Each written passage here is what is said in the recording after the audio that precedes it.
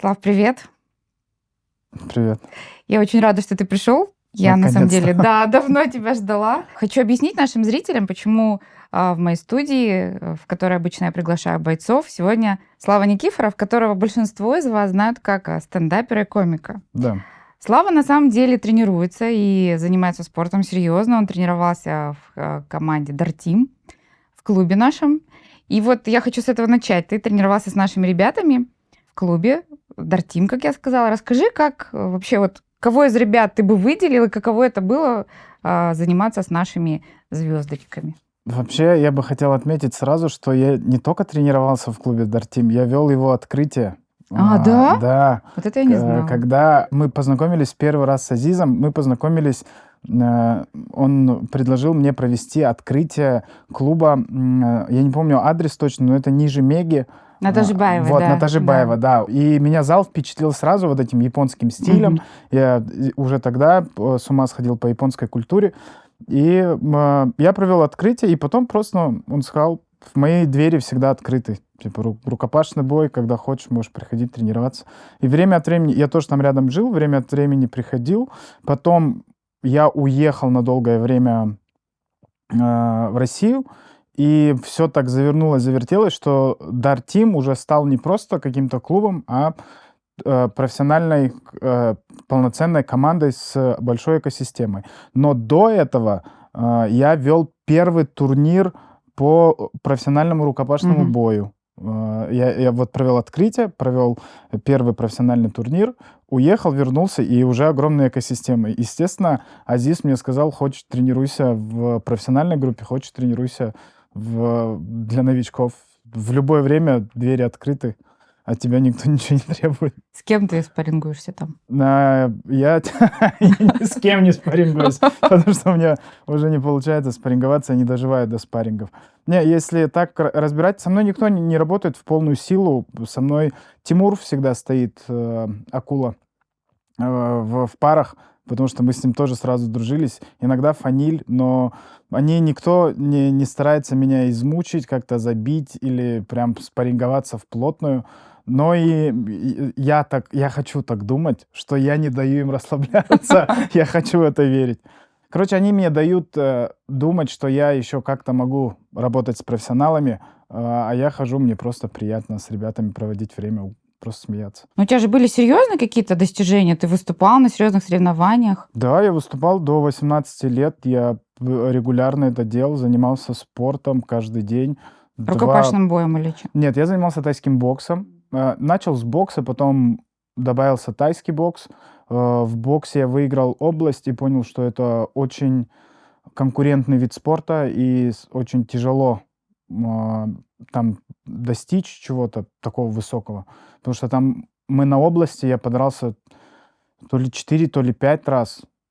И для меня это было, я такой, ну что-то это слишком много людей в одной весовой категории, слишком много людей. Я решил перейти в тайский бокс. Там я сразу очень быстро стал чемпионом Казахстана, мне это понравилось. Ты был чемпионом Казахстана по Да, тайскому боксу? да, я остался там, и мне понравилось.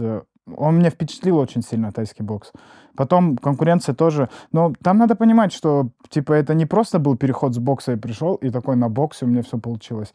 Там я и на районных соревнованиях проигрывал, и просто имея хорошую базу, чувство тайминга, у меня получилось адаптироваться в тайский бокс и что-то даже выиграть. На Кубке Казахстана становился вторым. Потом я плотно думал, что я буду в ММА и перейду плавно в ММА. Я параллельно ходил на грэпплинг, что-то делал, но у меня начали травмы все выскакивать. Нога начала болеть, спина, и вот это вот 18 лет, когда надо деньги зарабатывать, денег нет, и там учеба, что-то ничего не получается. И я просто решил, что надо закончить и просто работать тренером. Работал тренером, а потом я начал заниматься стендапом. Я помню, ты даже как-то бросал вызов Тому Харди, помнишь такой Я не момент? бросал. Да бросал ты. Но это громко звучит вызов. Том Харди, send me location. Мы любители хайпа, да. А, Ну, не прям, ну, можно сказать, да, так бросал вызов. Просто мне хотелось бы с ним побороться. Собрать Алматы-арену. Конечно, да. Это 100% бы собрал Алматы-арену. И мне понравилось, что кто-то написал там, какой Том Харди, ты с местными поборись. Ну так я борюсь с местными, мне зачем кому-то что-то доказывать? И тут наоборот, вот зачем мне как раз-таки с местными бороться, которые, будучи синими поясами, могут меня раскатать, потому что они живут этим и 2 раза в день занимаются этим и живут только этим. Зачем мне с ними бороться? Ничего от этого не получаю, кроме как разрушение своего эго, а так я А могу так хоть не выхватить. так обидно будет, да? Зато сколько? Да, если Тому Харди проиграть, ничего страшного, а если выиграть, это вообще прекрасно. Зачем мне так рисковать сильно? Слушай, ну серьезно, сейчас многие в поп-ММА, певцы, актеры, стендаперы, почему тебя там нет? У тебя хорошая база. О, я сам не могу ответить себе на этот вопрос, почему меня там нету. Я не знаю. Вот у меня нет ответа. Вот я пытаюсь понять. Короче, это для меня октагон как и сцена. То есть там надо выходить с какой-то определенной задачей. Например, если Фаниль выходит драться в октагон, я прекрасно понимаю, зачем он туда выходит и какие у него сверхзадачи по жизни. У него жизнь выстраивается вокруг этого. Моя жизнь не выстраивается вокруг боев, и мне бы не хотелось просто с кем-то просто драться, чтобы получить что-то в виде каких-то цифр в медиапространстве. То есть мне не хотелось бы ходить на пресс-конференции, мне бы не хотелось, чтобы меня отмечали как-то. Там же все равно будет вот этот разогрев. Мне бы просто этого не хотелось. Я бы, наверное, вот если во мне голод появится, я, наверное, выступлю где-нибудь по Багратиону или рукопашному бою. Вот я 3 раза уже пытался прийти. Я к Азизу приходил на тренировку и говорил: Азиз ага, можно я буду каждый день ходить, 2 раза в день буду ходить тренироваться, выставите меня куда-нибудь по рукопашному бою. И потом через неделю я ему аудио записываю: Азиз ага, простите, у меня опять тур, я не могу, у меня не получается. Но он мне сказал, что ты все хочешь успеть, и это понятно, но типа Но двигайся. приоритеты другие. Да, двигайся, как двигаешься, и приходи просто для себя заниматься хотя бы. А вот поп ММА, я не знаю, если я туда выйду, я выйду с каким-то перформансом. Мгм. То есть пока мне драться неохота, пока я бы хотел просто тренироваться, и у меня... То есть поп ММА это все равно предполагает какой-то тренировочный лагерь полноценный, и жизнь выстроить вокруг этого. То есть неподготовленным я бы не хотел вообще выходить. И чтобы этот лагерь пройти, нужно жизнь свою чуть-чуть поменять. Не так, как сейчас жить. Потому что так, как сейчас я живу, это вообще не сопоставимо с каким-то боем. Может быть, с кем-то. Вот мне говорят, возьми там вот какого-нибудь, имя называют, вот с ним подерись. Ну, а зачем мне драться, если я знаю, что я его выиграю? Если, ну, и объективно, типа, это понятно, но и он меня может зацепить и уронить. То есть это такое, типа, тут нет какой-то ценности для меня. И нету финансовой выгоды я тоже не вижу. Мне денег хватает. Вот 2 причины может быть, если я выйду все-таки. Если я выхожу в октагон без какого-то перформанса и прикола, это, скорее всего, я вышел за деньги. Мне очень нужны деньги. Если я выйду, пожалуйста, простите меня, те, кто не любит поп ММА, я вышел только, чтобы, наверное, закрыть ипотеку. Мы теперь знаем, да, если Слава придет. Слушай, а ты был бы хорошим трэш-токером? Ты, по-моему, как-то сказал, что я бы выходил молча, если бы это была, ну, профессиональная лига, без трэш-тока. Да, я бы вообще просто бы молчал. Потому что у меня такое отношение к единоборствам, что понятно, что там надо качать, что-то. Это понятно, людям нужна эмоция. Но я бы просто сидел, потому что для меня неважно, выиграю я, проиграю. То есть там всего 2 исхода. В любом бою всего 2 исхода. За исключением иногда бывает ничья, если вы смотрите Очень РЕН-ТВ. редко.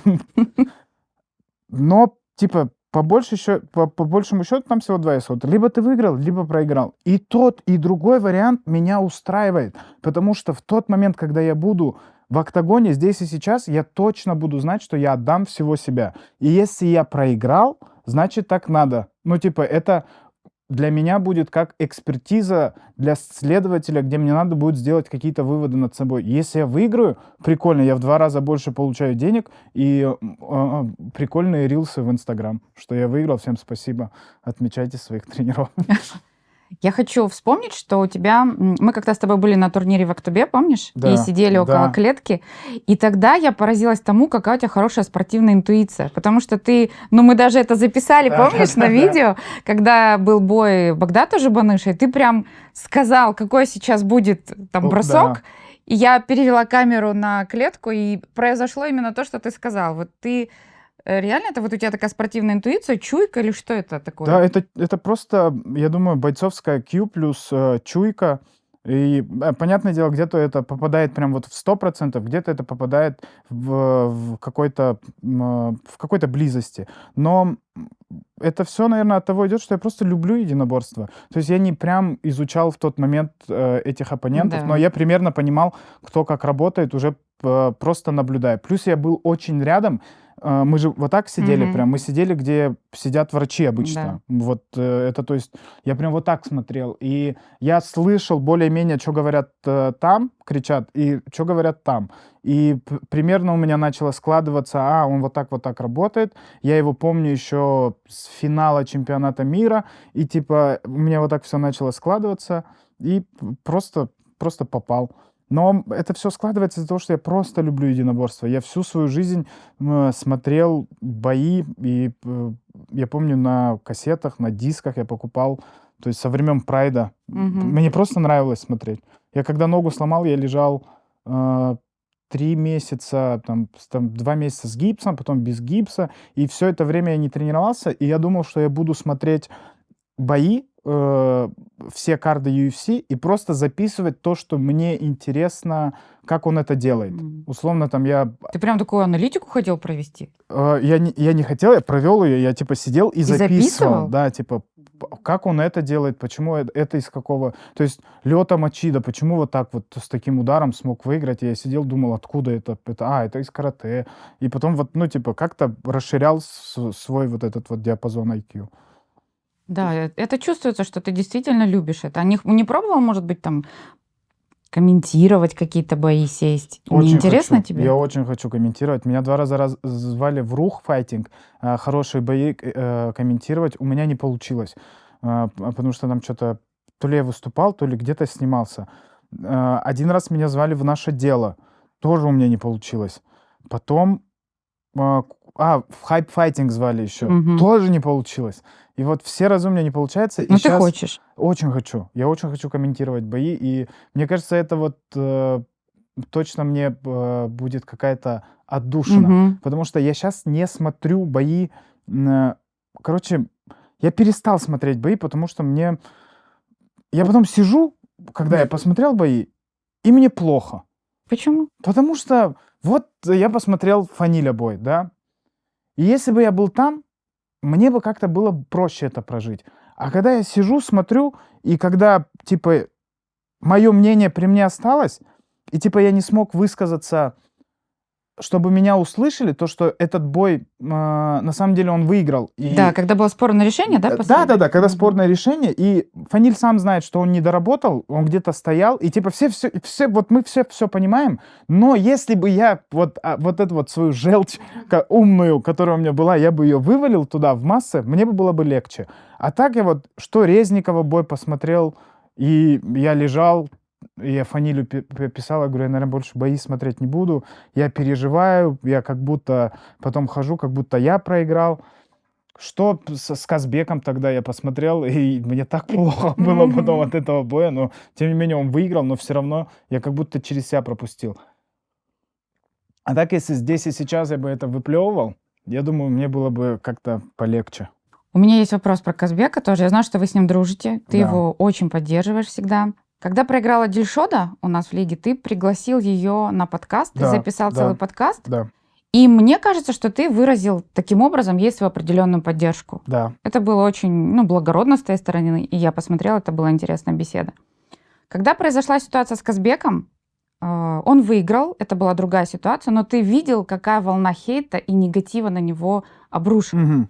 Почему ты с ним не записал такой подкаст? Я не видел, что столько, типа, на него Было очень было. много негативных комментариев, потому Мгм. что аудитория посчитала, что этот бой не совсем там однозначно выиграл Казбек. И было много негатива. Видишь, там опять же надо понимать мою позицию. Типа, с Дильшодой мне было четко понятно, что она выиграла, и я четко разделял ее какое-то негодование и боль. А, С Казбеком я точно понимал, что он выиграл. Да, это было спорно, да, это где-то выглядело так, что лига подарила, типа, бой, вот так. Но там надо много чего учитывать. Там надо учитывать то, что кто претендент, тот чемпион. И как выигрывает претендент, и как выигрывает чемпион. И если все разбирать прям, типа, вот по деталям и все расписать прям по каждому касанию, кто забирал центр, кто как попадал, ну, Казбек все равно выиграл. И это было мое твердое, понятное мнение для самого себя. И я уверен, что Казбек думал так же. Поэтому и я не видел, что Казбеку нужна эта помощь. То есть, если бы он меня попросил, я бы точно не отвернулся и сказал бы, точно, давай мы запишем все, что угодно, и ты скажешь все как надо. То есть я даже не верю, что и не думаю, не верю и не думаю, что Казбек сам ночами лежит и думает, блин, мне эту победу подарили, кажется. Конечно, он так не думает, но я уверена, что он переживал из-за того, что было много таких Мне кажется, негативных комментариев. я не хочу обесценивать чувства его, но мне кажется, он не переживал. Думаешь? Я Ну, мы думаю, можем у него ну, спросить. мне кажется, он чуть-чуть попереживал, а потом просто... Ну, вот знаешь, как вначале много хейта приходит, а потом ты в моменте просто понимаешь, что все, что они говорят, они просто это говорят. И за этим ничего не стоит. И мне кажется, будет реванш, и там еще более понятно все будет. Давай добьем про наших ребят. Фаниль тоже твой большой друг. И ты имел опыт, помнишь, ты сидел как-то на пресс-конференции рядом с ним? Да. Как оно было? Тебе понравилось вот эти ощущения? Ты считаешь, что ты помог ему морально как-то в тот момент? Ну, я в тот момент сидел в зрительском зале, и он мне сам говорит, пойдем сядем, поугараем. И я сел, и я говорю, я не знаю, что буду делать, но я буду нести ерунду полнейшую. Он говорит, да, без проблем. И я нес просто пургу какую-то, Ты, ерунду. то есть, это осознаешь? Конечно, если вы думали... Там был серьезный Аббасов напротив. Так Если в этом что. весь и прикол был, что, типа, я вышел просто творить ерунду. Это как... Ну, понятно, что это неуместно, и, типа, все комментарии, которые там есть, я ради этого это и сделал. Если вы думаете, что я вышел реально, будучи тренером по актерскому мастерству Фаниля Рафикова, вы глубоко ошибаетесь. Я не хочу говорить, что... Как это смешно, если вы поверили. В этом и прикол был, чтобы вы поверили в это. Потому что я вышел туда смеяться. И потом там начали писать же, хорошо, что Эдуард наконец-то вышел, мне на выступление надо было ехать, я бы дальше нес эту ахинею, мне просто надо было ехать уже. И я уехал только поэтому. Я понимал, что я несу ерунду, но это было прикольно. Да, я не знаю, возможно, не оценили мой прикол, но то, что вы поверили в этот прикол, для меня это есть, что вы оценили мой прикол. А ты вот сам как относишься к тому, что тебе пишут, например, негативные комментарии? Тебе лично по поводу Кимура Шоу, например. Знаешь, какое-то время я сначала сильно к этому относился, как-то близко к сердцу. А потом я просто понимаю, ну, вот есть такие комментарии, а есть хорошие комментарии.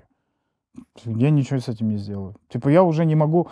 Я понял, что это просто в никуда пустота, потому что я мог читать там 20 положительных комментариев, я прочитал один негативный, и я думаю, ну, это все, конечно, все плохо, все отвратительно. И переживал. Конечно, переживал. Сидел и думал, я, наверное, не тем занимаюсь действительно, а что я делаю вообще?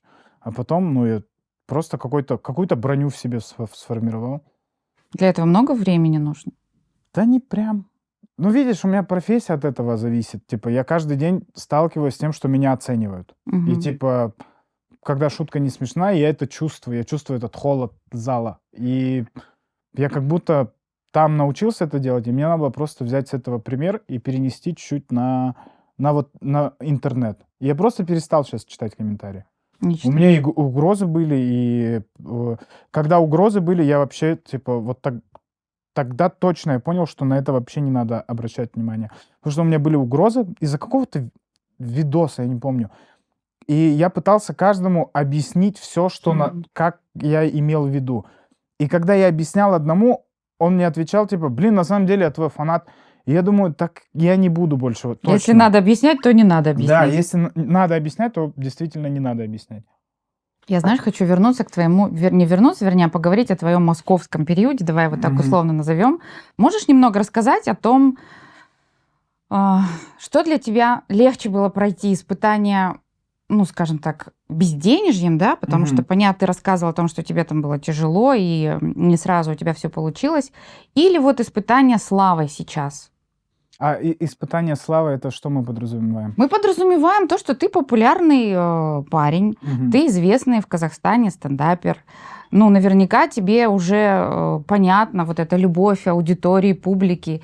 И не стал ли ты немного избалованным, капризным, звездным? Чувствуешь ли ты, что ты уже можешь себе позволить чуть больше, чем раньше?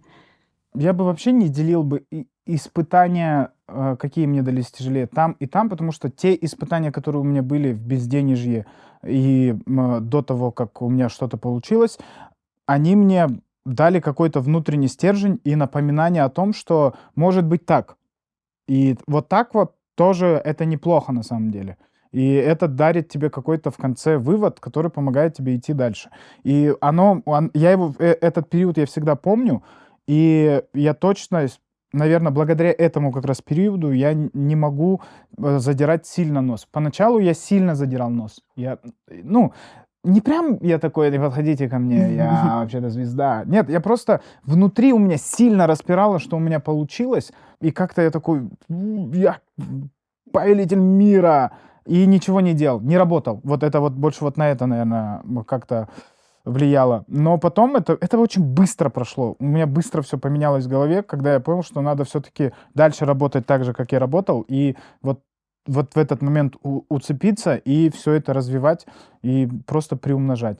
То, что у меня было в Москве, оно было тяжелое. То, что сейчас есть, я бы не сказал, что это как-то можно сравнить, но тоже есть свои какие-то испытания, и я их прохожу. И прохожу довольно-таки нормально. Ну, опыт многих людей подсказывает, что на самом деле испытание медными трубами самое тяжелое. То есть ты не можешь так сказать. Ну, я бы не сказал, что они самые тяжелые. Типа, самые Ну, многие тяжелые, люди ломаются на этом, на самом деле. ну да, но как будто я просто я знал, что не может быть постоянно плохо. Вот я точно был уверен в этом, что не может быть постоянно плохо, и надо просто терпеть. Потом в какой-то момент я отпустил вот это безденежье. Типа, вот знаешь, вот это состояние, может, оно у тебя было когда-то, может, в студенчестве, когда ты очень сильно хочу денег, очень сильно хочу Мгм. денег. И вот каждый день у тебя все мысли, что я очень сильно хочу денег. И я его отпустил просто. И я вот так сел с собой, поговорил, хочу ли я этим заниматься всю жизнь, чем я занимаюсь. Я такой, да, вот сейчас я могу что-то с этим сделать, то, что у меня нету денег, и они всегда в обрез, и всегда как-то мало. Ну, ничего. Могу ли я кайфовать с процесса, который я получаю от этого, ну, вот от своих выступлений и от занятия стендапом просто? Ну да, могу. И вот просто я на процессе сконцентрировался. И какой-то принцип непривязанности, знаешь, я такой, да когда придет, тогда придет. Типа я, когда буду готов, наверное, тогда это придет. И я бы не сказал, что мне сейчас очень много пришло. Мне пришло сколько нужно, я так считаю. И типа мне приходят какие-то сомнительные предложения по поводу, вот давай нас рекламировать, у тебя будет много денег. И я тоже от них отказываюсь, потому что мне кажется, что, опять же, я сам себе придумал, что это мое испытание в долгую, чтобы я чувствовал себя нормально и не разменивался на какую-то ерунду. И сейчас я бы тоже, ну, не хотел говорить, что у меня прям все вот прям все у меня очень... Я Нурлан Сабуров, я могу купить себе Кадиллак. Нет, я не могу купить себе Кадиллак, но я могу купить ванну, положить кафель, купить душевую и обшить кухню. Вот что я могу сделать. И не переживать, что мне надо еще денег зарабатывать. То есть вот на таком уровне. Могу сделать ремонт. Ты живешь в своей квартире. А я живу не в своей квартире, я снимаю. Я не хочу жить в своей квартире и брать ипотеку, потому что пока я точно не понимаю, где именно я хочу жить. То есть я точно понимаю, что мне нравится постоянно ездить. То есть, видишь, я был в Актау, в Атырау, в Актюбе, и мне везде где-то все по-своему как-то нравится. И я думаю, наверное, просто и там, и там, и там где-то, знаешь, взять ипотеку, чтобы они как-то себя все сами оплачивали, а потом просто иметь вот 3-4 варианта, куда я могу свалить. Это все в Казахстане? Да. Но я бы хотел, вот я хочу ездить выступать куда-то, жить там месяц повыступал. То есть хотелось бы ездить в Москву, в Европу, а потом возвращаться домой и здесь отдыхать, наполняться и опять куда-то уезжать. Все-таки твой дом Казахстан. Конечно, 100%. 100% это даже не обсуждается, как я себя здесь чувствую дома. А вот скажи, основная причина того, что ты вернулся из Москвы, это все-таки было то, что ты не чувствовал себя там реализованным, или ты скучал по родине? Это вообще было не запланировано. То есть я уже там несколько дней, хотел сказать, не был дома. Несколько лет не был дома. И этот период был, типа, вот такой тяжелый. У меня опять не получилось там куда-то пройти кастинг. И я просто решил, так, я устал, я хочу поехать домой к маме, увидеться с мамой, поговорить с братишкой, типа, поговорить с сестрой, побыть дома с друзьями и потом обратно вернуться. Сделать еще один заход. То есть у меня не было такого, что я должен вернуться домой. Потому что я прекрасно понимал, что такое Москва в плане стендапа для, типа, особенно для меня. Мгм. Потому что там можно выступать 5 раз в день бесплатно, но само ремесло можно оттачивать. И я просто вернулся домой, и просто один ролик завирусился, у меня собирается концерт, потом второй ролик завирусился, и все, знаешь, вот так, вот так, вот так. И я вцепился за это и начал, типа, как-то оформлять ТикТок, как-то оформлять Инстаграм, все это успевать делать, и уже месяц прошел, и уже 2 прошло, и я уже говорю, может, мы уедем, блин, я, наверное, уеду, и все мне друзья говорят, зачем, не надо, давай еще здесь побудь. Я такой, ну ладно, и потом просто остался, снял квартиру за 350 тысяч. Ужас, я никогда в жизни так не снимал. 350 тысяч. Ровно 4 года назад, на 2 квартала выше, я снимал квартиру за 75 тысяч тенге. 4 года спустя я за 350 снимаю практически в этом же районе. Я хотела с тобой отдельно, конечно, поговорить. Может быть, это не совсем в рамках нашей программы, но интересно про культуру и экономику стендапа.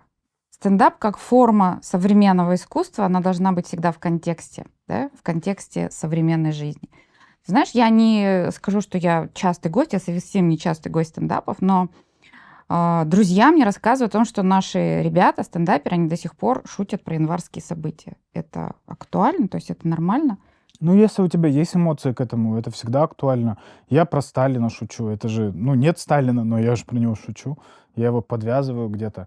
То есть было бы странно, если бы они про январские события шутили в феврале. Вот это, конечно, это бы странно. То есть там же тоже надо прожить определенный период и прожить эти эмоции, которые были, чтобы потом это можно было как-то обшучивать. И то есть если это есть, ну, да, можно. То есть в этом нет... Там не обязательно же быть привязанным к определенному дню. Можно сегодня шутить про вторник, сегодня же среда. Но контекст важен вообще современный?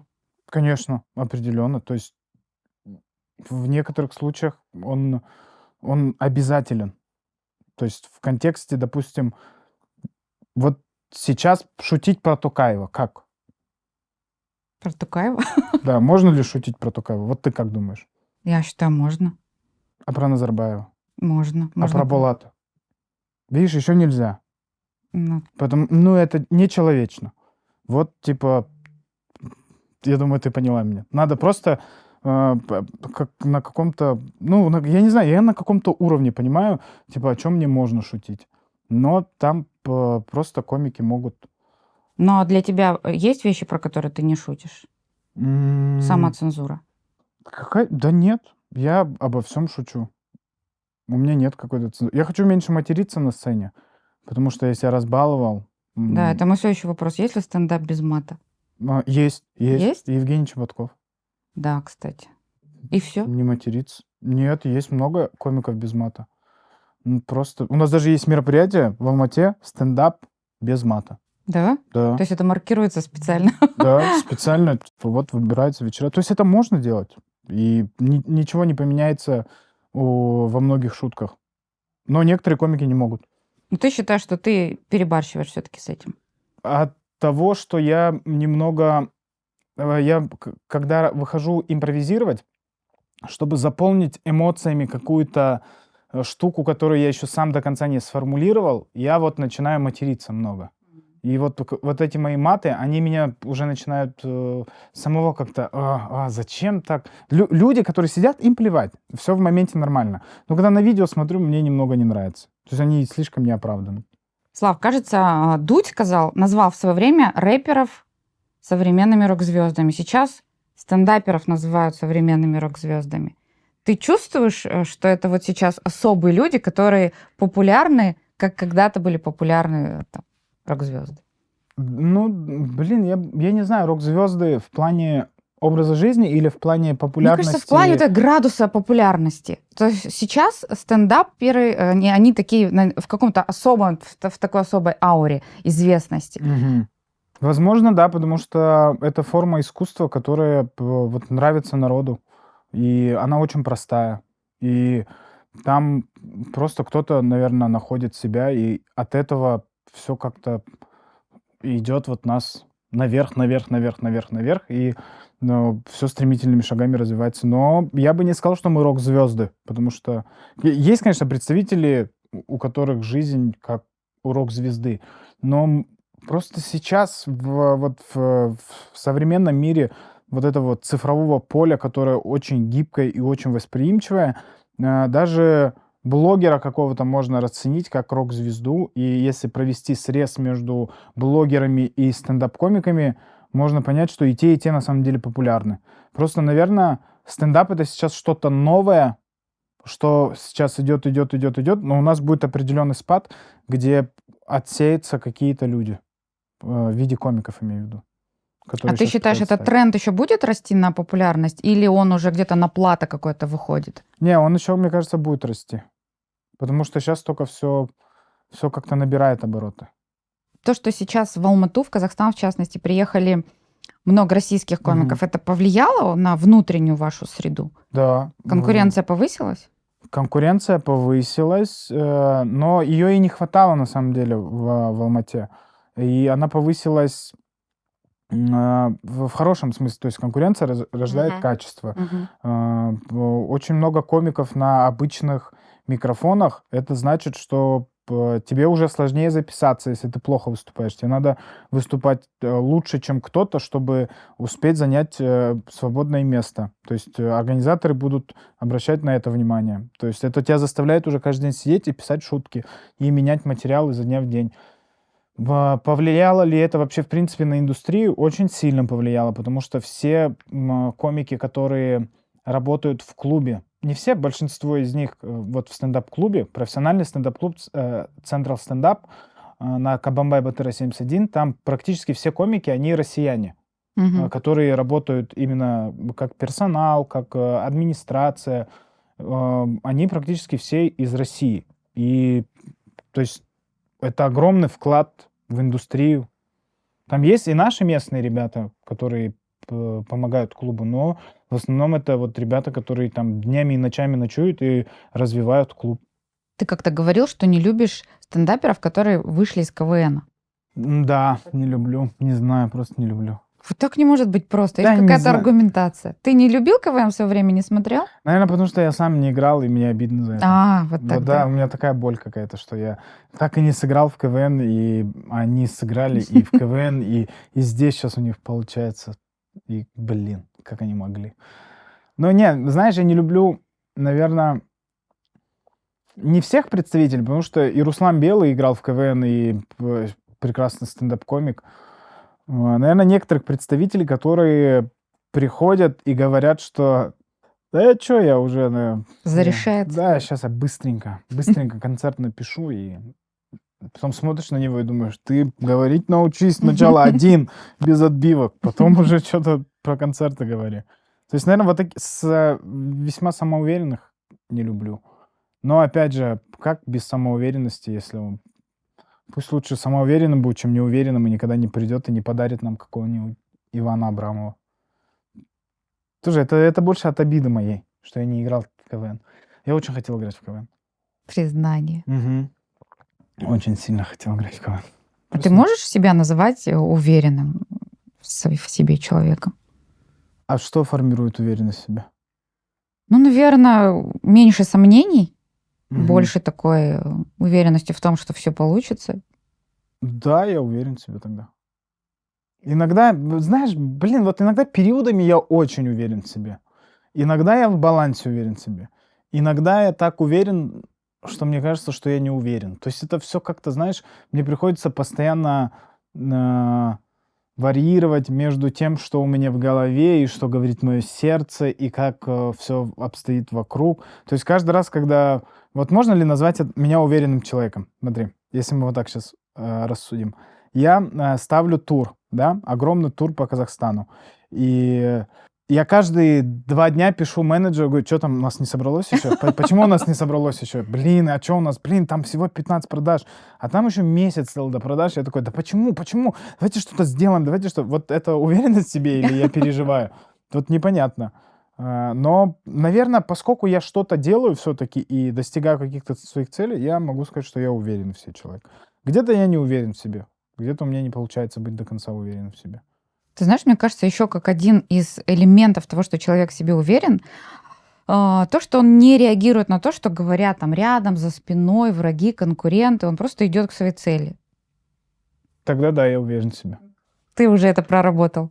Ну, мнение это просто мнение. Ну, оно либо есть, опять же, либо его нету. Если оно есть, это внешний мир.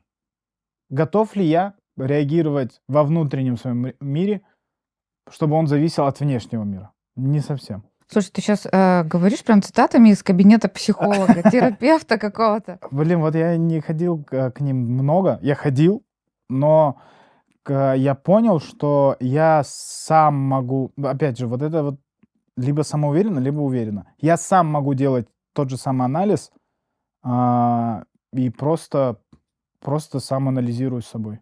Ну, то есть ты считаешь, что помощь психолога это некий костыль, который ты можешь отбросить и пойти сам? Да, 100%.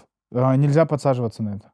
То есть это как наркота же будет потом. Ты каждую неделю будешь думать: так, ну вот мне в автобусе, конечно, так сказали, это меня задело, надо с ним обговорить. Это почему из детства, наверное, то, что я тоже на маршрутке ездил, или потому что я хотел быть богатым. Ну, типа, это, знаешь, иногда может превратиться в какую-то иглу, на которой ты постоянно. И, наверное, мне просто повезло, что у меня все мои... Вот у меня был психотерапевт, психолог, и они мне вовремя говорили, что все, ты можешь не приходить к нам. Да? Да, типа, не надо, ты просто приходишь и говоришь с нами. Типа, ты сам все анализируешь, сам все делаешь. Вот будет прям плохо-плохо, тогда приходи. И то есть вот после этого я как-то просто сам все анализирую и сам как-то пытаюсь. Ну, у тебя наверняка же были какие-то периоды в жизни, когда ну, ты еще не был готов идти к психологу, но ты проживал свои эмоции негативные как-то по-другому.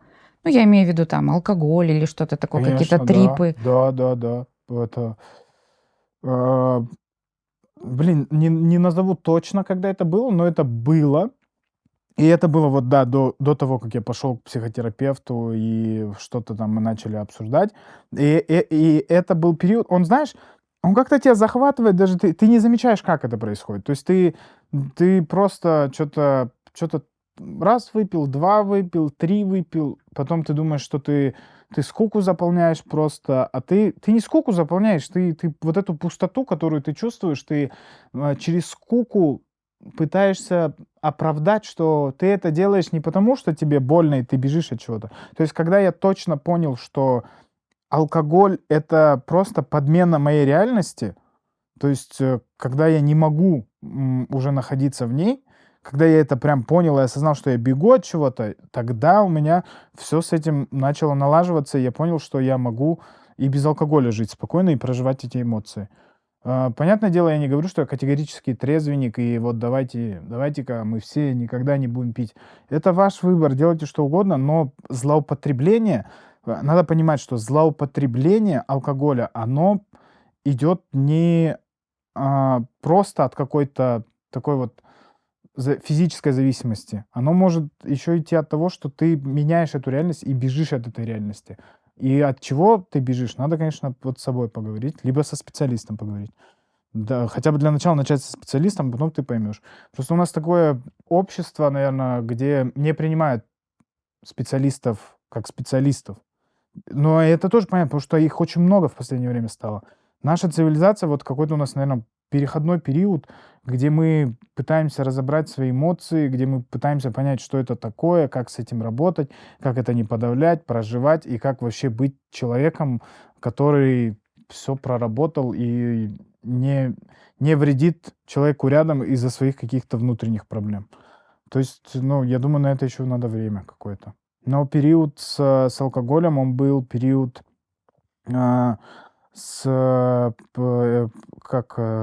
замещением он был. То есть я и стероиды использовал не потому, что мне хотелось достичь каких-то великих результатов с помощью стероидов. Это было замещение. То есть я просто, когда не пил алкоголь, я использовал стероиды, чтобы как-то, знаешь, заместить, типа, вот я хорошо себя чувствую, я хорошо себя чувствую, я очень сильный, я очень сильный, я хорошо себя чувствую. А когда они ушли, я такой, ну все, можно пить. Типа, мы не Мгм. пьем, а мы же тогда не пили, теперь можно пить. И то есть это вот такие вот качели были, то есть постоянно что-то употребляешь, что-то используя, но это ни к чему не приводит.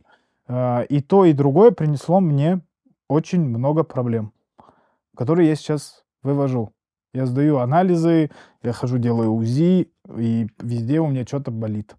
Слав, давай, ну, откровенными будем, да, не секрет, что креативные люди, они творят, скажем так, все равно пытаются себя как-то внутри, наверное, разогреть, используя дополнительные возможности там алкоголя и прочих веществ. Можно ли это делать без этого? Где тогда находить вдохновение? Как градус вот этой повышать своей, не знаю, креативности? Тогда надо разобрать вообще, что такое вдохновение. Вдохновение — это графоманская штука. Для меня, опять же, я сейчас свое мнение говорю, сейчас кого-то из творческих задену, которые такие, боже мой, а как же поток и прочее. Мгм. Короче, вдохновение — это графоманская вещь, которую придумали в каких-то годах, когда люди делились на касты, я так думаю, потому что твоя лень и и то, что ты не делаешь то, что ты можешь делать, со своим творчеством, это не отсутствие вдохновения, это просто ты не делаешь. А когда ты делаешь, это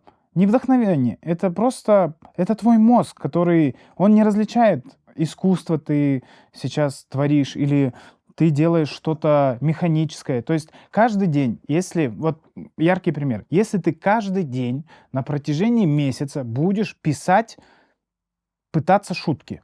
Каждый день, вот не анализируя, плохо, хорошо, смешно, разбираться, как это работает. По 2 часа ты будешь писать, писать, писать, писать, писать, писать, писать, писать, писать, писать, писать, писать, писать, потом резко перестанешь, и через 3-4 дня ты будешь сидеть вот так вот просто, и тебе шутка готовая придет, прям вот готовая в идеальном виде, и ты скажешь, что это вдохновение, ну ты дурак, что ли? Ну ты чё, ты о чем говоришь? Какое вдохновение? Твой мозг работал вот в этой нейросети очень долго, очень-очень-очень усердно, и он уже привык так работать. Но когда ты расслабился, гениальные вещи приходят всегда, когда ты расслаблен, когда ты не пытаешься вытащить из себя гениальную вещь. Но они приходят не от того, что ты расслабился просто, а от того, что ты имеешь скилл какой-то. То есть это просто ремесло? Это просто навык, который ты прокачиваешь? Конечно, как Это и... просто ты на заводе вытачиваешь детальки каждый день и каждый день пишешь шутки? Ну, Ты такую параллель можешь но провести? не сравнивай детали на заводе, потому что детали формируют какую-то вещь, которую производит завод. И тот, кто производит детали, он не является директором этого завода, а я являюсь директором этого завода. Я могу произвести эту шутку и еще ее как-то украсить и как-то дополнить и как-то вложить туда свои эмоции. То есть я не работаю с 9 до 6, я не работаю за зарплату, я не работаю так, потому что это единственный мой выход. И на заводе есть конкретное начало и конкретный конец. У меня нет конкретного начала и конкретного конца. То есть у меня есть эмоции, но это ремесло. Это нельзя относиться к этому как, типа, вот сейчас придет и что-то будет как-то я творческий. Ну да, определенно творческие люди, какие-то другие, они используют всякие вещества, чтобы расширить свое сознание. Гоголь, вот все восхищаются Гоголем и такие, о боже, как он круто написал «Мертвые души». Это, блин, вообще он такой мистик, господи боже мой. Тип на отходосах от опиума это писал. О чем вы говорите? Если для вас это гений языка, все, отстаньте от меня и никогда не говорите, что я матерюсь и это плохо. Ну, он написал это в то время, когда у тебя не было телефона. Дайте ему телефон, он на отходосах залипнет в телефон и никогда в жизни бы ничего не написал. Он от скуки это писал и от того, что ему плохо, и у него мерещилось это все, и потом он умирал в алкоголе. Но это не говорит о том, что опиум и алкоголь и все, что он делал с собой, помогло ему это написать. Ничего, никогда в жизни никто из моих комиков, друзей, из рэперов не написал в состоянии алкогольного опьянения или наркотического опьянения что-то Ни одного гениальное. шедевра? Ни одного шедевра. Ни одного. В моменте, когда он, возможно, это писал, он думал, что это шедевр. Когда он из этого состояния выходил и смотрел на это и показывал людям, он понимал, что это полная ерунда. Это полнейшая ерунда. Но если мы говорим про частое использование вот именно творческих людей, это, наверное, да. Наверное, это есть. Но и я бы не сказал, что они это делают, чтобы творить. Они это делают, потому что, скорее всего, опять же, потому что они бегут от реальности, либо они Снимают устали, стресс? либо, да, снимают стресс и много думают и пытаются как-то... Поймите, пожалуйста, что наркотики это плохо. Ни один... Вот надо четко понять, что каждый раз, если вы будете думать, что вы намного сильнее и намного выше всех других и всей этой ерунды, которая может вас забрать, вы лишь так думаете, она сможет вас забрать. И ни одна попробованная вещь не пройдет мимо вас.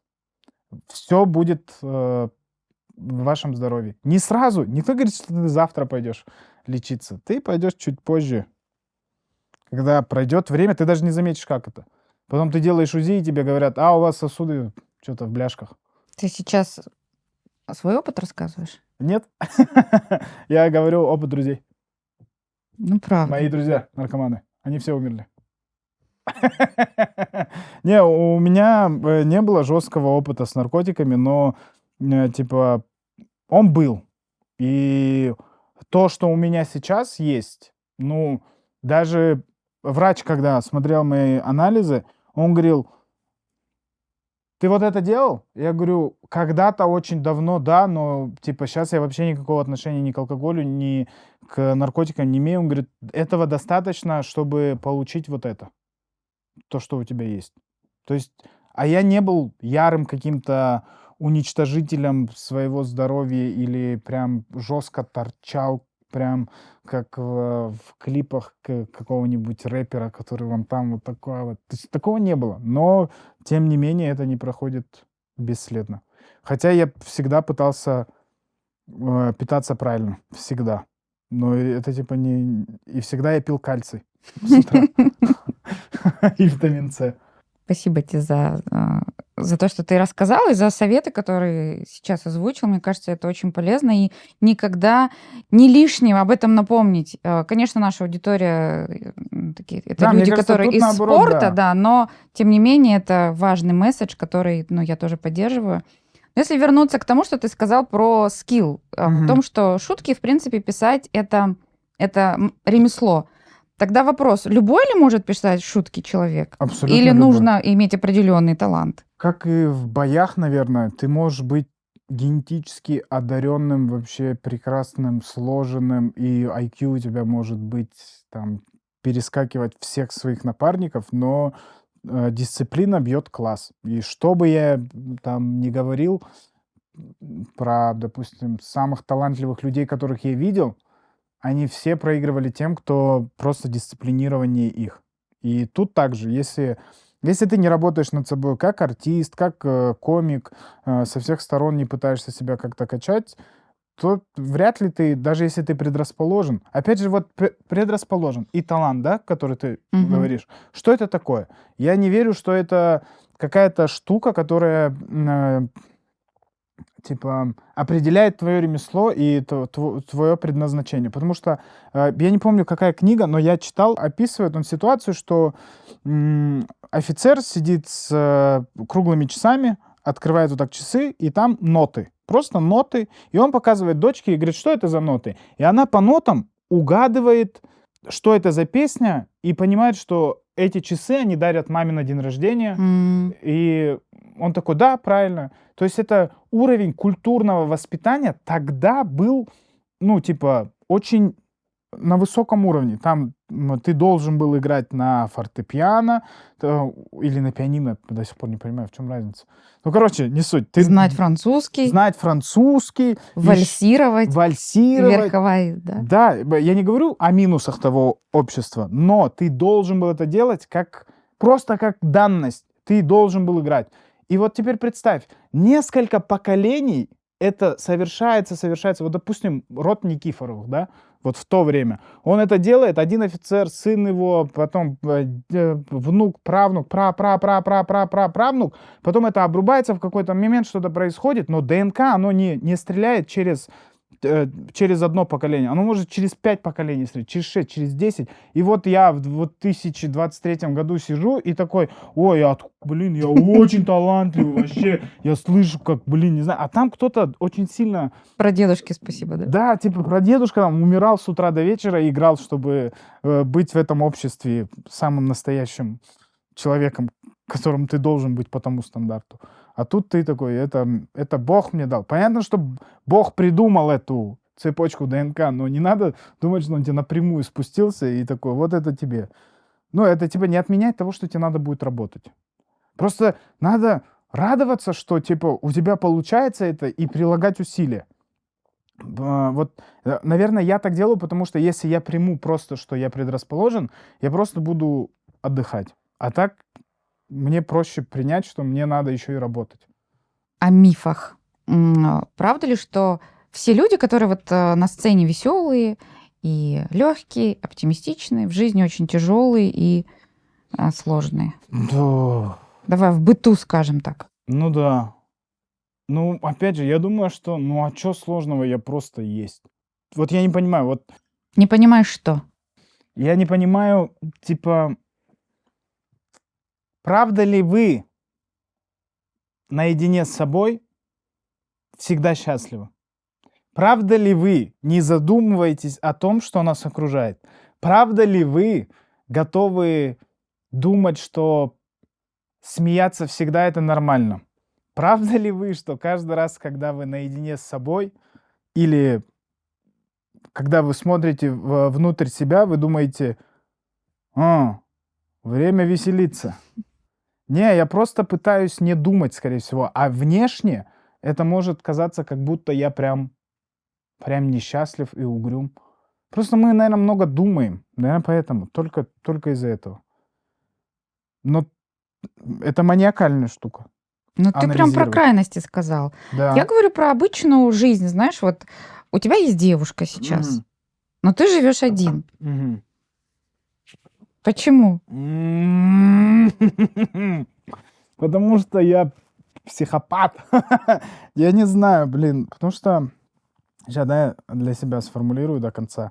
Потому что для меня очень важно единение с собой. Потому что мы пока друг к другу пристраиваемся, и нам надо понять, как нам вместе жить. Вот у нас только сегодня был разговор о том, что она понимает, что мое вот это состояние, когда я просто сижу и...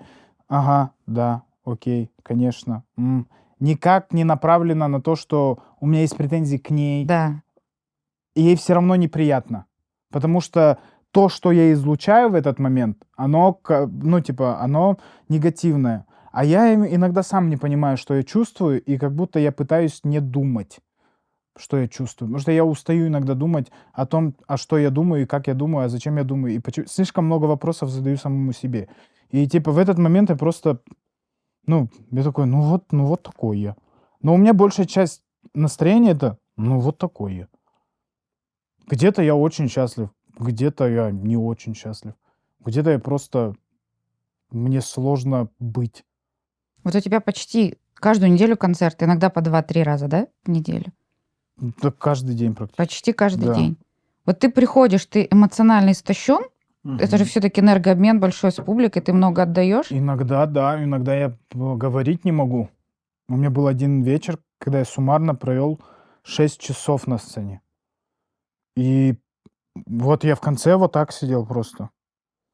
И я не скажу, что мне не нравилось это состояние. Мне нравилось то, что было на сцене, но после как будто я уже научился принимать вот это опустошение и просто что случилось? Ничего, мне просто надо вот в обои посмотреть сейчас. Мгм. И ничего не делать. Я просто Мгм. вот в пустоте хочу побыть какой-то. И все.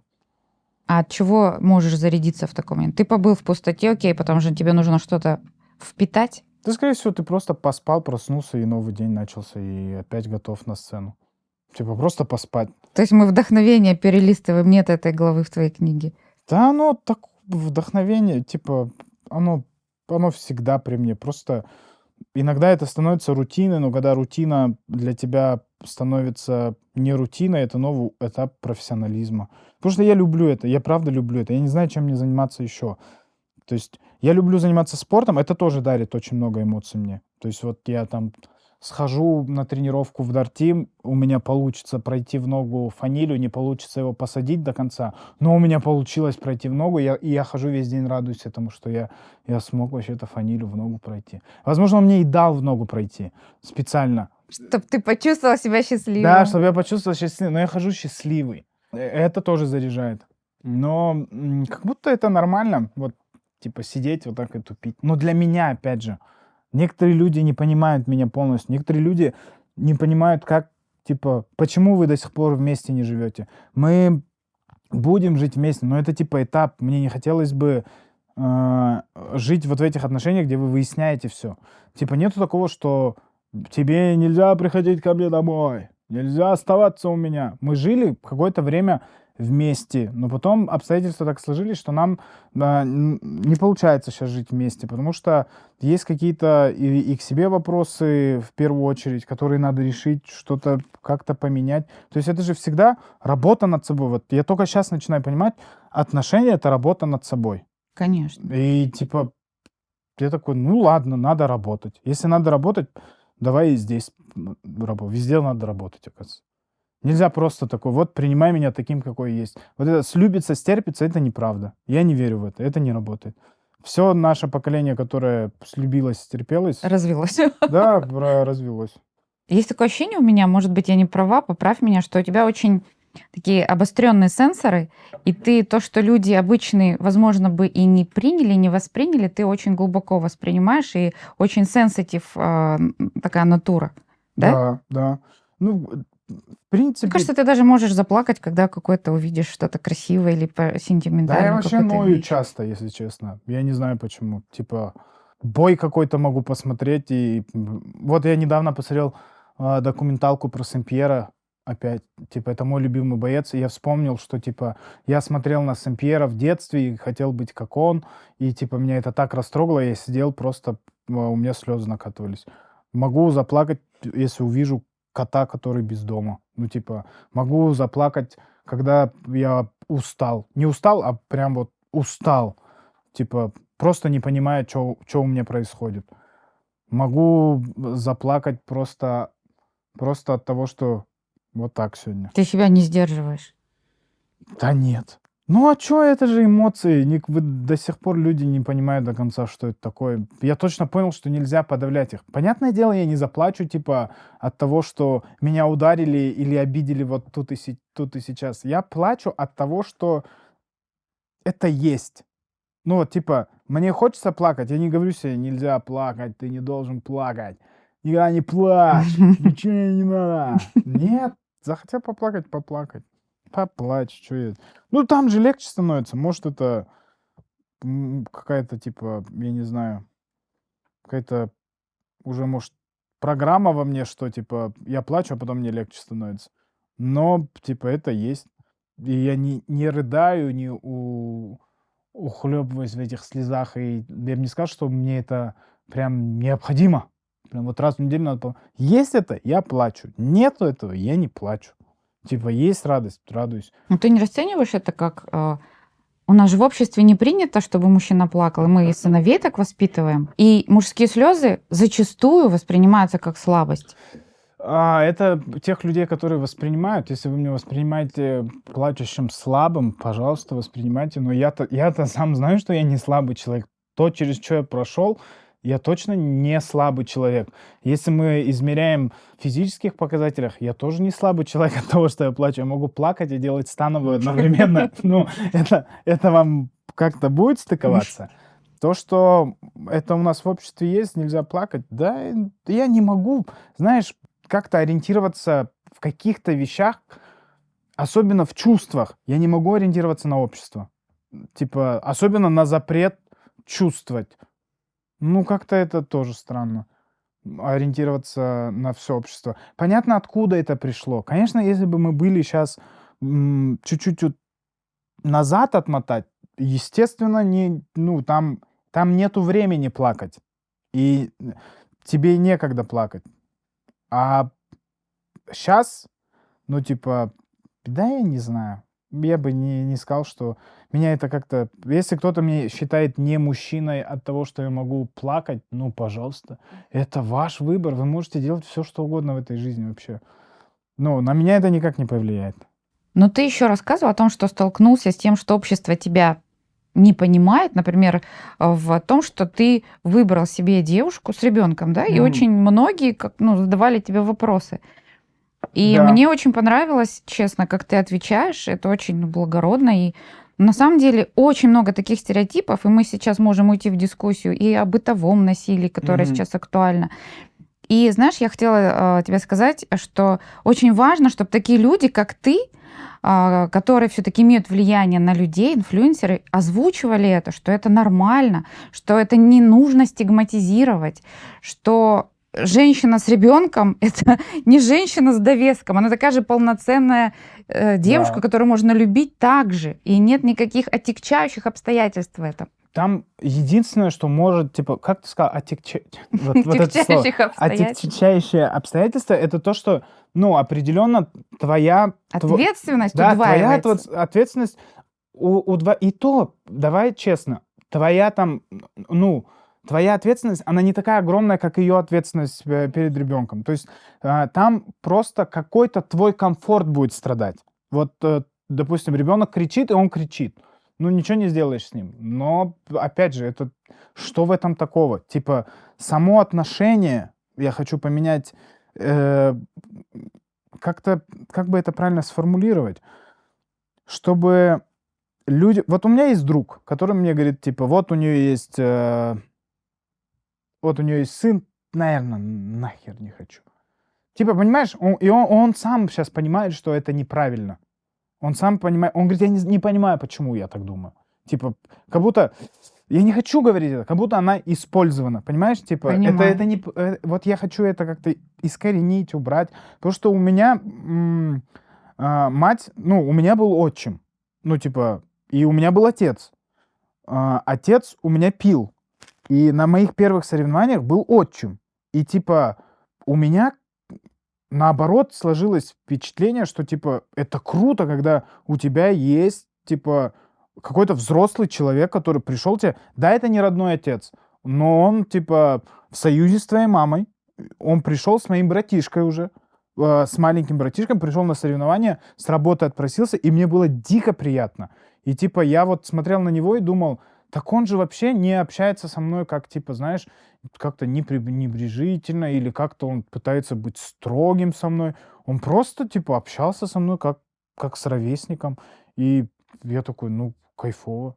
Вот у меня в голове это было, почему есть люди, которые как-то негативно к этому относятся. Когда можно просто... Ну, ты не хочешь, все, не живи. Не надо к этому негативно относиться. Просто, видимо, никто не влюблялся. Понимаешь? Из тех людей, которые так делают. Либо, я не знаю, чем они обижены. Достаточно влюбиться, и там, там все будет. И там и ты поменяешься. Я не говорю, что это легко. Это определенно это точно не прицеп, но это и точно не парашют. Это что-то, что надо будет принять и просто работать над этим. Тем более дети, ну они же... Вот у меня есть другой друг комик, который в противовес тому, который такой: "Нет, не надо". Он, женится на девушке, у которой 2 дочки уже. И он говорит: "Вначале, конечно, говорит, я не понимал вообще, как это все сделать. Но потом, говорит, когда я начал просто играть с ними, дети тебе сами все объяснят. Мгм. Вот условно, как с ними дружить и как с ними быть. И, ну, они же просто, ну, дети же кайфовые. Мгм. Их взгляд на мир, типа, они где-то даже умнее многих взрослых, но просто пока не приспособлены к этому миру. В каких-то формулировках это тоже с каким-то взглядом на жизнь. Ну, это, то есть надо это отдаться этому процессу. И надо пробовать. Но это не будет прям просто. Но если любишь, у тебя получится. Я уверена, что у тебя получится. Я слышу, Получится, как ты да. говоришь, и мне кажется, здесь вообще нет вопросов к тебе. У меня вопрос, знаешь, какой? Как ты понял, что она та самая? Что это? Это можно вот словами выразить? Как ответили в одном фильме, просто понял. Ну Ну, вот, типа, это не понимается как-то. Это просто чувствуется, наверное, и все. И, типа, все мои отношения, я думал, что это та самая. Просто они не получались, и я делал вывод. у тебя было много отношений серьезных? Серьезно, это мы рассматриваем то, что мы прям... Ну да, может, Мы думали, вместе что мы живете и что мы будете всю будем, жизнь да. вместе. Нет, одни отношения. Да, вот одни отношения, и потом вторые. Все, у меня больше не было так. Серьезно? Да. Но они длительные были. Мгм. Типа они длительные. А у тебя был период, когда у тебя не было серьезных отношений, и ты пускался во все тяжкие? Конечно. Кто этого не делал? Расскажи. Ну, в этом нет ничего хорошего. Короче, ты просто, вот когда ты во всех тяжких, ты просто такой: "Ну и что?" Ну, типа, ну и что? Как будто вот, я, знаешь, вот сейчас я понял, вот недавно, даже, наверное, буквально вот на этих днях, когда, знаешь, вот это вы анализируете отношения. И я точно понял, что я помню ту пустоту, которая была вот в этом кураже, вот в этих вот во всех Мгм. тяжких. И я помню, и я четко сейчас понимаю, что я чувствую, когда, допустим, я ну, что-то начинаю злиться, я такой: "Что мы опять обсуждаем внимание? Какое внимание?" Ну, типа, сколько раз можно это обсуждать, что, типа, вот я когда грустный, это не значит, что ты мне не нужна. Это значит, что я думаю о Вселенной. Я думаю, как захватить космос. И типа после того, как мы это обсудили, и мы посмеялись над всем, и потом поговорили над ее эмоциями, она пошла их проживать, и что-то, какие-то шутки, это смешно, мне намного ближе, чем та пустота, которая там. Да, тут тоже есть проблемы. Они определенно есть. И когда я здесь один, но я в полном кураже, мне намного хуже, и нету вот этой близости, знаешь, типа с человеком, с которым можно просто, типа, ну, делиться чем-то, рассказывать как-то. Тебе нужна эта близость душевная. Честно, я не скажу, что она только мне нужна. Нет такой... Мне кажется, что все люди имеют потребность делиться своими эмоциями. Но поскольку люди некоторые идиоты, складывается большое недоверие к другим людям. И по истечению своей жизни получаешь негативный опыт, негативный. И очень важно иметь того человека, с которым ты точно уверен, что правда окружает вас обоих. И он тебя не обманет, и не будет такого, что что-то делают только из своей выгоды. Потому что когда вы вместе, выгода у вас одна на двоих. И если побеждает один, вы побеждаете вместе. Типа это как-то ценно. Понятно, что ты приходишь один в эту жизнь, и уходишь ты тоже один, и это все ясно, это все круто, но никто же не отменял, типа, ну, вдвоем же прикольнее. Ну, по-серьезки, вдвоем же прикольнее, просто прикольнее. Зачем тогда думать, что одному все-таки получше? И тебе У легко мужиков... вот довериться? Именно довериться, то есть открыть Нет, полностью? нет, вообще Мне не кажется, легко. это тоже очень непросто. На сцене легко. Да. На сцене я самый открытый в мире человек. Я все вам расскажу. А иногда я не хочу говорить с людьми. Ну, типа, это вот такой я человек. Ну, тяжело раскрываться. Знаешь, даже как будто я уже устаю раскрываться людям. Ты сидишь и думаешь, мне опять что-то рассказывать. Вот типа я сейчас, если, не дай бог, у меня эти отношения не получатся, я умру в одиночестве. Не Если не говори дай бог. так.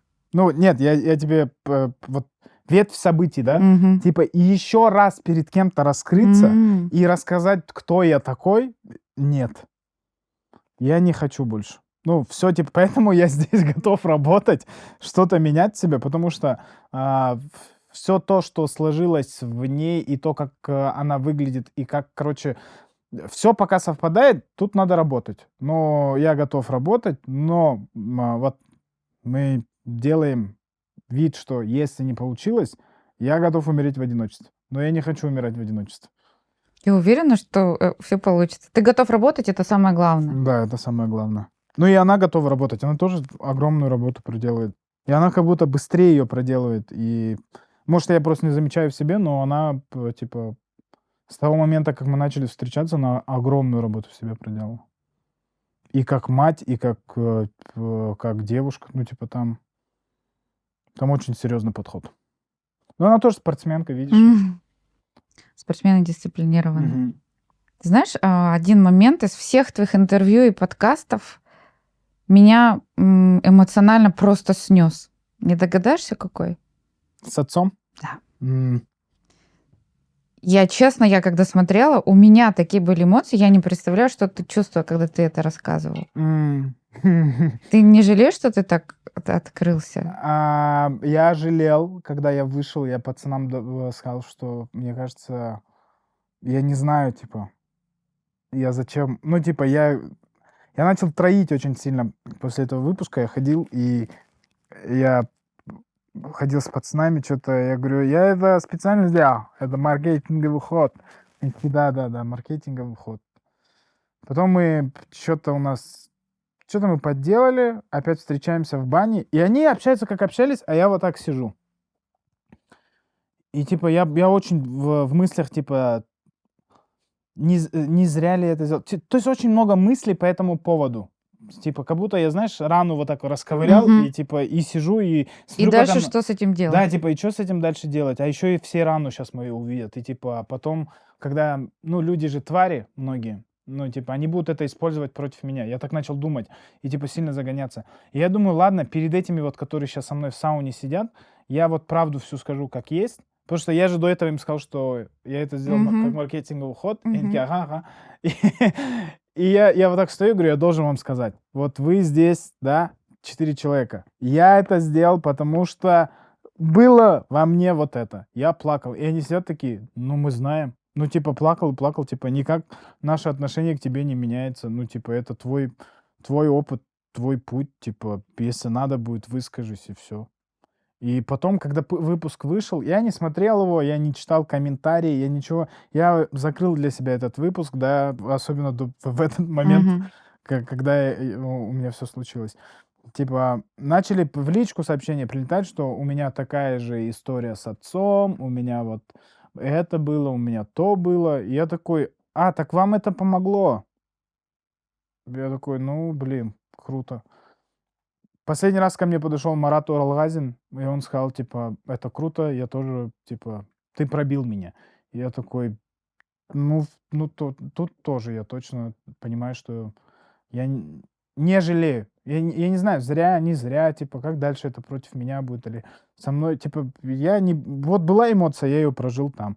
Потому что это, ну, мы же неожиданно туда свернули, я не успел ни подготовиться, Да, ни это было так защититься. неожиданно. Это типа просто мы окунулись в это, понимаешь? Я уже раскрытый был, сидел, и мы как будто дома у меня с ним разговариваем, и типа раз вот разговор за то, больно ли это? Ну, очень больно. Ну, типа, и это никуда не ушло.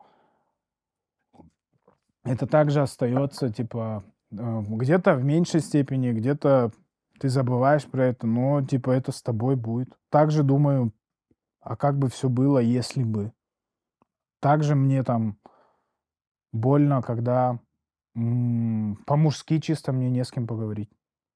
Ну, типа, знаешь, как на равных, что ли, но при этом знаешь, что этот человек чуть больше знает. Потому что отец, все советы, которые давал, они, типа, до сих пор, они работают. И, типа, он действительно, хоть и он выпивал много, но, типа, он проводил со мной беседы, и они все были рабочие. Даже там по ситуации, которая меня до сих пор триггерит в жизни касательно каких-то родственных связей, он меня предупреждал об этом, и это так и произошло. И, типа, я точно понимаю, что я прав в этой ситуации, потому что мне отец об этом говорил, что так и будет. И я такой, ну вот, да он крутой мужик был, просто чуть потерялся в себе. Тебе вот этот опыт сейчас в отношениях помогает? У тебя был отчим, ты сейчас Мгм. тоже в роли отчима. Точно, наверное, я понимаю, что, ну, когда у тебя есть такой опыт, ты точно понимаешь, что это возможно. И в этом нет ничего плохого, ничего сложного не хочу говорить. Это, типа, отчасти это все равно сложность какая-то где-то есть, потому что надо работать над собой. А так, типа, да, скорее всего, помогает. Да, точно Ты прям помогает. ощущаешь, что ты отчим? Нет, потому Вообще что слово какое-то даже, да, не очень. да, мне не нравится. Мне тоже Вот не я нравится. я я и в шутках разбираю, что, Да, типа, мне не нравится слово "отчим" и "пасынок". Это, типа, да. как-то, ну, если там он будет называть меня папой, я вообще не против. Если, не будет называть, я тоже не против. Мое отношение к нему будет просто как к ребенку, которому я желаю только хорошего. То есть там я с ним разговариваю на равных. Я не пытаюсь, типа, знаешь, ты вот так не делай, а вот так делай. М, То есть и Не у меня морализируешь. вообще ноль. Типа, он начинает там плакать иногда. Я говорю, ну, со мной это не прокатит. Я говорю, что ты плачешь? По-моему, он смеяться начинает. Ну, типа, я с ним как со взрослым разговариваю. Он что-то заплакал, там такой, вот, ты вот так сказал. Я говорю, ну да, потому что я так хочу. Я говорю, а ты хочешь вот так. Я говорю, ну, плакать, я говорю, так не прокатит. Он такой, ну да, М. это не прокатывает со мной. Слав, еще один важный вопрос — это дружба мужская. Сейчас ты очень много времени проводишь с Мадияром, да? То есть вы Мгм. совместные концерты даете. Это твой друг или просто коллега по работе? Это мой друг, Друг. да. Мы с ним знакомы с того момента, когда я только переехал в город и начал заниматься стендапом тут. И потом просто как-то все, знаешь, типа закрутилось, завертелось, и мы в итоге друзья. Вы с ним проводите очень много времени. Может быть, Да. даже больше, чем с девушкой. Я так предполагаю. Ну да. Ну мы же в турах с ним постоянно, типа, что нам еще делать в турах, кроме как с Не друг другом говори. в фифу играть, да, сидеть, шутки писать. Ну, еще у нас шоу много. Типа, мы уже угораем, типа, просто, что мы очень много времени проводим, и мы вот так перед сценой стоим. И он такой, что, пойдем на работу? Пойдем на работу. Давай, как обычно, давай. И просто выходим и проводим время. Это классное совмещение дружбы и работы, скорее всего. Потому что и он, и я не относятся к этому как к работе, типа, о боже, это моя работа, надо идти на работу. Мы просто угораем. Ну, типа, для нас это просто вот мы смеемся, развлекаемся. И слава богу, это получилось сделать вот таким ремеслом, которое приносит тебе деньги. Мы просто радуемся каждый раз. Мы бы и без этого дружили. Типа, без того, что мы выступаем в одном клубе. Определенно, стендап сделан с друзьями, но если он завтра или я бросит стендап, то есть мы не перестанем быть друзьями. Как складывается экономика Кимура Шоу? То есть как окупаетесь ли странный, Нет, да, мы вы с друзей никогда. вывернули? Никогда Тхимура Шоу не окупался ни разу в жизни. Хорошо, Всё в как минус. ты находишь спонсоров? Ай. Ну, расскажи про экономику. Интересно, правда, как стендап Короче, я окупается? просто оказался в нужное время в нужном месте. И ребята, которые сейчас занимаются съемкой Кимура Шоу, это молодой продакшн, который просто поверил и вложились в это. И пока они, естественно, не отбились. Но я не скажу, что это, знаешь, работа в долгую. Типа это не то шоу, которое отобьется здесь и сейчас. Это то шоу, которое в будущем принесет намного больше денег, чем вложили, но этому надо дать время. И они очень классную бизнес-модель построили. Они дают мне определенный гонорар за каждый выпуск и съемку, и забирают все, что будет в рекламе. То есть у нас такой простой, прозрачный М. контракт. Но в выпуске не должно быть букмекеров, не должно быть Это их алкоголя. требования или твое? Это обоюдное мнение наше. Типа, и главный продюсер, он против букмекеров. В принципе, нет, типа, если бы я сказал, что давайте буков завезем, они бы завезли буков, но, типа, главный продюсер был бы не за, он бы отошел от этого. Потому что главный То есть там продюсер принципиальная позиция, да? по букам, Да. ну, он верующий человек, и ему не хотелось бы работать с этим. М. Вот, типа, он работает еще в футболе, то есть он занимается агентством, агентированием, как правильно сказать, типа менеджерством футболистов, продает, подписывает там что-то, и там все равно буки фигурируют, нет. И просто ему хотелось бы, типа, меньше работать вот с этой частью индустрии. И вот алкоголь и буки мы отмели. И то есть дальше там есть спонсоры какие-то, которые хотят зайти, но нас не устраивают суммы. Поэтому это работа в долгую, будут выпускаться потихоньку выпуски, и вселенная будет расширяться, и потом они 100% добьют это. Ну, то есть это неизбежно в такой команде успешной, потому что там каждый работает на своем месте, и все выполняется четко. То есть недавно мы сняли клип за 2 дня, и сняли просто максимально профессионально, быстро, и все работают. Хотя это молодой продакшн, ему года нету.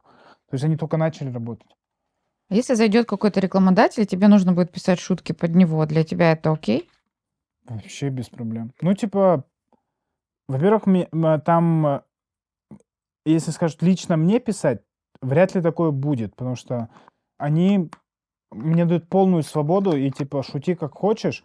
Просто если, допустим, это надо будет, это будет в общих интересах, и в моих интересах, и в интересах компании. Компания с этого зарабатывает, я получаю еще одно шоу и тоже получаю деньги. И я не против говорить, допустим, какие-то шутки про Найзу, если они являются спонсорами. Вообще, типа, спокойно. Даже сам придумаю что-нибудь. Пока непонятно, что у нас там будет, с кем у нас там будет. Вариантов много было, но не все дошли до финальных подписаний. Вот сейчас твой доход складывается в основном из концертов? Концерты. Только концерты? Только концерты. А у тебя есть Концерты. какие-то рекламные контракты личные твои? Почему? Я не хочу пока этим заниматься. А тебе предлагают? Ну, что-то предлагали, но меня ничего не устраивает. Много букмекеров было. Почему-то я для букмекеров очень притягателен был. Ну, типа, я не хочу просто. Просто вот я как-то не вижу себя вот. Типа, мне плевать, ставите вы, не ставите, хату вы проиграли или сын у вас лудоман. Мне вообще плевать, типа, это ваша ответственность, ваш выбор. Господь всем дал волю, выбор и настоящий момент, чтобы это чувствовать, ну, типа, просто не вижу, не ассоциируюсь с этим. Если бы я сам ставил, я бы как-то, типа, еще бы можно было. А так я не понимаю этого. Ты не ставишь. Я не ставлю. У меня не подогревается интерес от того, что я поставил деньги. Типа, я пробовал ставить, но это как-то меня не греет, я ничего не получаю. Типа, мне интересней просто анализировать и понимать, что, типа, я угадываю. Типа, для меня это достаточно. А когда я, скорее всего, поставлю, я, наоборот, сделаю не тот анализ, который у меня идет интуитивно, и я начну какие-то схемы вырабатывать, еще что-то. Ну, это уже будет ерунда какая-то. Ты сейчас считаешь себя богатым человеком? Да, я всегда считал себя богатым человеком. Даже в Москве нищенствуя, да? Да, даже в Москве. Ну, типа, внутренне богатым. Типа, Нет, я прям материально. сейчас я бы сказал, что не богатый я. Я не богатый, но я могу закрывать все свои потребности и помогать близким. Это можно сказать богатым?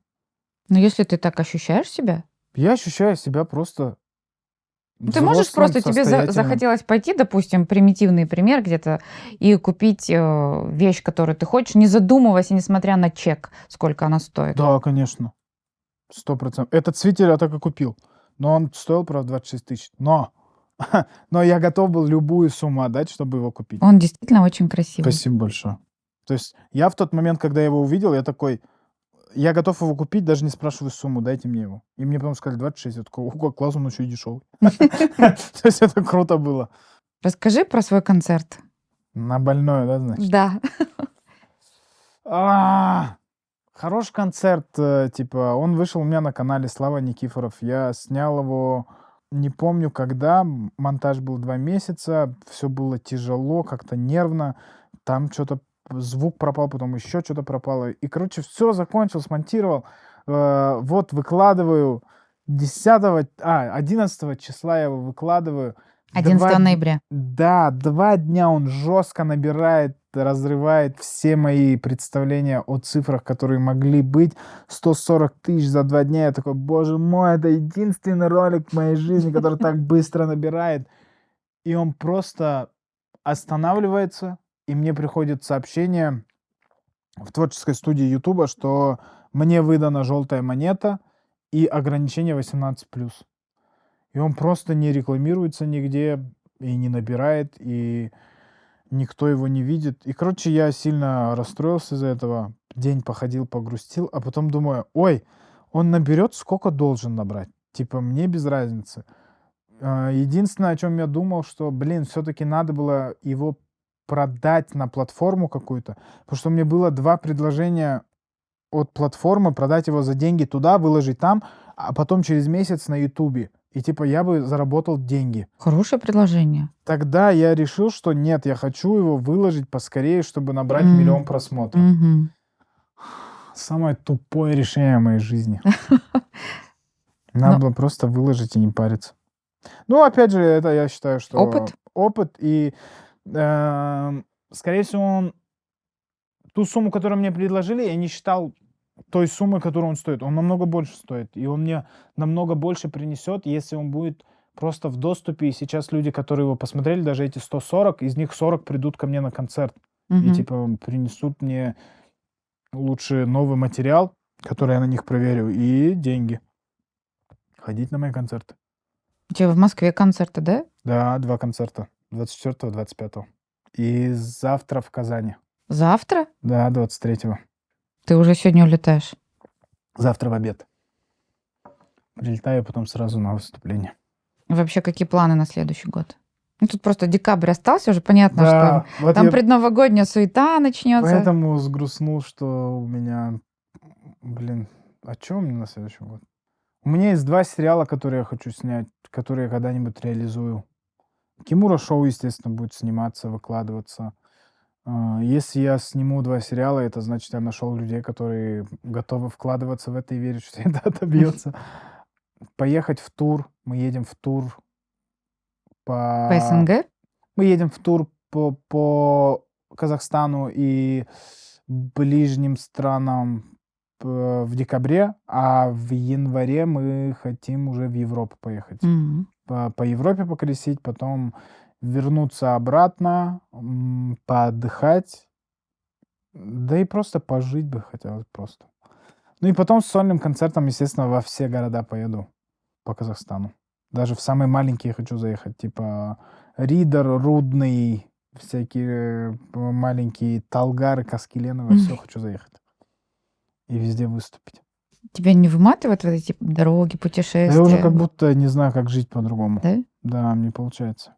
Ну, типа, вот так дома классно, там я что-то потренировался, походил, и что дальше? Я не знаю, типа, что делать дальше. Типа, хочется, знаешь, типа, куда-то ехать, где-то выступать чем-то. Понятно, ты устаешь там, ты там сильно устаешь. Это типа, вот я иногда не знаю, как матери объяснить, что у меня очень тяжелая работа. Когда она видит сторис, думает, ты чем вообще занимаешься? Ну, типа, ты устаешь и сильно устаешь. Но и без этого жить невозможно. Это круто вообще. Ты своим делом занимаешься. Да, конечно, 100%. 100%.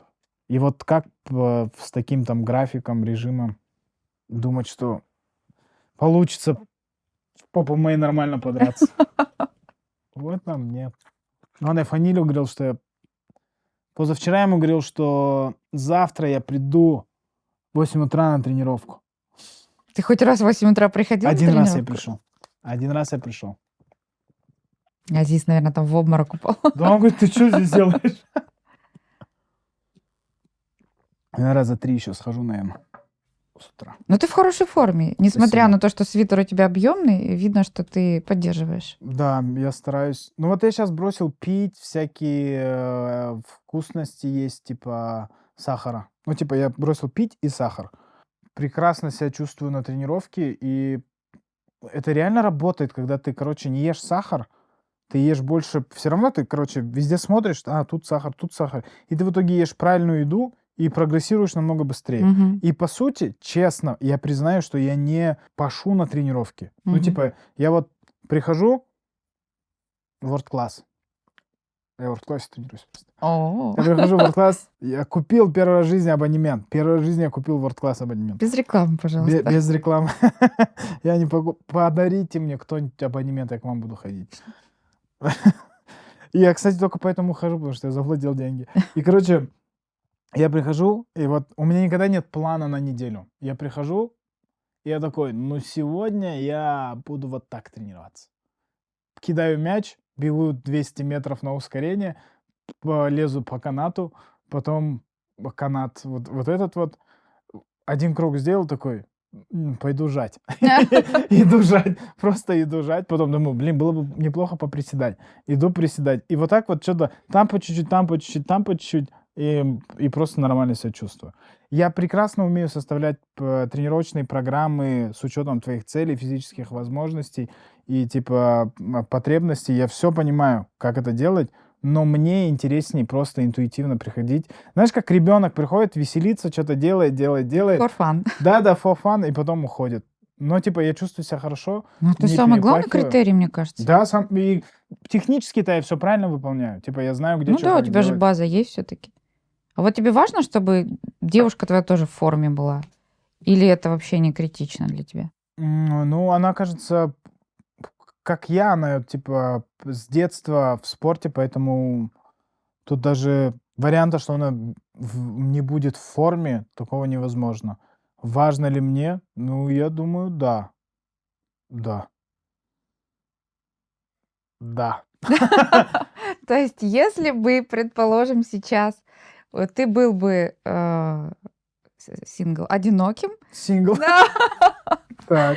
то у девушки с лишним весом не было бы шансов. Да нет, было. Ну, да я же не могу говорить, в кого бы я влюбился, будучи одиноким. Типа, У тебя были девушки с лишним весом? Давай Мгм, так. нет. Не было. Значит, да. типа важно для меня, чтобы в форме. Это Ну, бодишейминг, нет, подожди, Слава. вдруг там такая харизма была бы, что... Все-таки харизма важнее. Мне бы важно было, чтобы она ходила со мной тренироваться. Вот это Мгм. важно. Потому что мне интересно ходить тренироваться вместе, типа, со своей девушкой. Это прикольно. Просто угорать. Это интересно. For fun. Слав, мне кажется, мы с тобой можем очень долго говорить. Ты действительно для меня долгожданный гость и интересный собеседник. И я тебе благодарна за время. И я хочу, знаешь, сейчас загадать еще не предновогодние какие-то елочки, но все равно мне бы хотелось с тобой встретиться через год, потому что очень много того, что ты должен, что ты можешь осуществить в следующем году. Я хочу, чтобы ты пришел ко мне на подкаст в конце следующего года и рассказал о своих достижениях. И я думаю, что и я, и наши зрители порадуются тому, сколько всего ты сделаешь. Я тебе желаю сил, вдохновения. Не знаю, ты не веришь в это, ну, действительно, вот этого состояния, потока, потому что, мне кажется, оно все-таки есть. Работай над собой, работай над отношениями. Это приятная работа на самом деле. И пусть все твои задумки будут осуществлены. Расскажешь в конце следующего года. Спасибо. Спасибо. И у нас есть традиция. Ты подпиши, пожалуйста, нам перчатки. Подарите мне вот такие перчатки, пожалуйста. Я готов подписать, но подарите мне какие-то. Слав, мы тебе подарим перчатки, но все равно подпиши для нас вот эти. Хорошо. А просто роспись надо Мгм. оставить? Он как хорошо пишет. А надо подписать от Славы. Ну, подпиши.